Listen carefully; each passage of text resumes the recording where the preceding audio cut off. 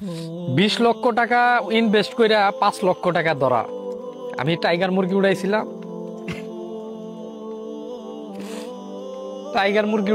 6,000 tiger মুরগি, 6,000 tiger মুরগি উড়াইয়া আজকে 5 লক্ষ টাকার মতন ধরা খাইছি। আপনারা সবাই জানেন আমি টাইগার মুরগি উড়াইছিলাম। আমি 2 দিন আগেও একটা ভিডিও আপলোড করছি। আর সেই টাইগার মুরগি আজকে বিক্রি করলাম। আজকে ওই টাইগার মুরগি বিক্রি করে 5 লক্ষ টাকা ধরা গেলাম। আমি টোটালে আমি এখানে হিসাবের খাতাটাও নিয়ে আইছি। আমি হিসাব করলাম আজকে মুরগিগুলা সেল করলাম, টাইগার মুরগি।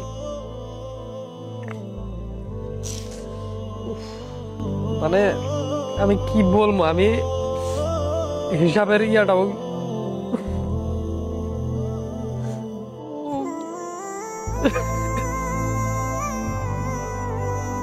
মানে আমার জীবনে এই সর্বপ্রথম এত বড় একটা ধরা গেলাম। টাইগার মুরগি কমপক্ষে 2 মাস পালতে হয়। আমি 6,000 টাইগার মুরগি উড়াইছিলাম। 6,000 টাইগার মুরগির বাচ্চার দাম আপনার 75 টাকা করে নিছিল, 4,50,000 টাকা। আর বস্তা 400 বস্তা খাওয়াইছি আমি 2 মাস প্লাস। এই 6,000 মুরগির পিছনে আমার 400 বস্তা খাবার দিতে হয়েছে। ওখানে বস্তার দাম ছিল 14 লক্ষ টাকা, 400 বস্তার দাম। ঔষধের পিছনে গেছে আমার 1 লক্ষ টাকা, বিদ্যুৎ লেবারের পিছনে গেছে 50,000 টাকা। তাহলে আমার এখানে সর্বমোট খরচ দাঁড়াইছে গিয়া 20 লক্ষ টাকা খরচ দাঁড়াইছে এই 6,000 মুরগির পিছনে। এর পিছনে মুরগি আমার অনেক মারা গেছে। এই সর্বমোট খরচ হয়েছে আমার 20 লক্ষ টাকা। আমার বাচ্চা সর্বমোট বেঁচে ছিল, টিকা ছিল আর কি। বাচ্চা সর্বমোট আমার বাইসা ছিল 5,480টা। বাচ্চার ওজন গিয়া দাঁড়াইছিল 1 কেজি 400 গ্রাম করে। তাইলে আমার 5,480টা মুরগির টোটাল ওজন হচ্ছে 7,672 কেজি। আর আমি এইগুলা বেচছি হচ্ছে আপনার 200 টাকা দরে, মানে কেজি 200 টাকা। 7,672 কেজি মুরগির দাম আসতেছে আমার আপনার 15,34,000 টাকা। আমার ইনভেস্ট হচ্ছে 20 লক্ষ টাকা। এখানে আমার লস গিয়া দাঁড়াইছে 4,70,000 টাকা। এখন যারা নতুন উদ্যোক্তা তাদের উদ্দেশ্যে আমি বলতে চাই, আমার মতন এইরকম ধরা আপনারা খাইতে যায় না। আপনারা যদি কেউ মুরগি উঠাইতে চান, দেখেন মুরগির পিছনে অনেকটা পরিশ্রম আছে। আমি দেখেন এই যে এতগুলা টাকা ধার কইরা নিয়ে আসি, আমার তো 20 লক্ষ টাকা আমার তো আর একা দেওয়া সম্ভব হয় না। আমি বিভিন্ন মানুষের কাছ থেকে ধার দেনা করেই আর কি আমি ফার্মটা দিছিলাম। 6,000 মুরগি উঠাইছি। 6,000 মুরগির থেকে আমার টোটালে টিকছে আপনার 5,480টা মুরগি।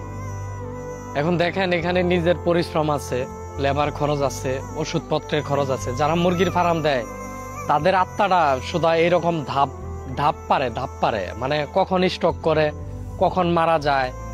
মানে বাচ্চাকালেও তো অনেক মুরগি মারা যায়। আর ওই মুরগিটা যখন আরো বড় হইয়া মারা যায় তখন কিন্তু আরো খারাপ লাগে। মানে খাদ্যগুলা খাইয়া মরে, তখন আরো লসের সংখ্যাটা আরো বেশি দাঁড়ায়। এখন মানে এই লসের হিসাবটা আমি আমার বাপ মায়ের আমি কি বুঝাবো, কারে কি বুঝাইবো? মানে আমি এখন এই ঋণগুলি বা আমি কি দিয়া শুধাবো? আজকে 5 লক্ষ টাকার মতন ধরা এই মুরগির ব্যবসা করে আমার নিজের পরিশ্রম এগুলো তো ব্যথা কাজে গেছে।